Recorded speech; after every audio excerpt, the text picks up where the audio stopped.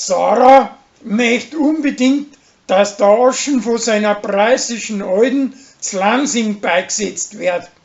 Und wegen dem wird's streitet mit derer seiner Mutter.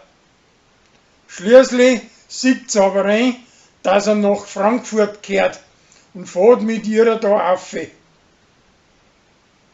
Der Miche wascht für den Gregor ein Backel Schürzen, aber weil er nicht auf sein Alte hört, verwursteln sie die Panteln und er kauft neue.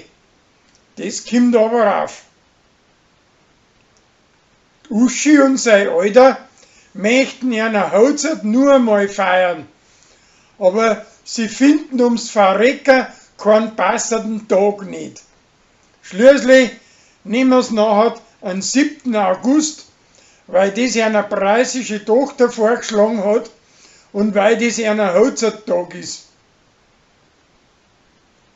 Der Rolli besinnt sich zurück auf alte Zeiten und verwechselt dabei seine preußische Gespuse mit Zwiebel.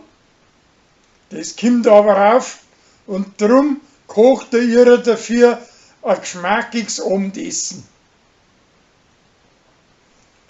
Kathi verschlammt einen Mirkzettel und möchte das an Hummerl unterjubeln. Aber die kommt dahinter und druckt ihr eine Strafaufgabe auf. Margot wird von seinen preußischen Alten eingeladen, dass mit ihm zu den Azoren fliegt. Aber weil sie sich vor dem Fliegen fürcht, lassen sie sich zuerst in einem kleinen Sportflieger umeinander fliegen. Aber das brechen sie an, weil sie schlimme Zustände kriegt.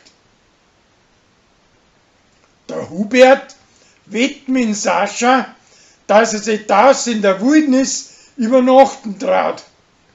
Und drum brechen sie miteinander auf als Holz raus. Bürgermeisterin möchte den Miche wieder aus seiner Werkstatt rausschmeißen, weil es einen anderen hat, der wo einen längeren Mietvertrag anschließen möchte.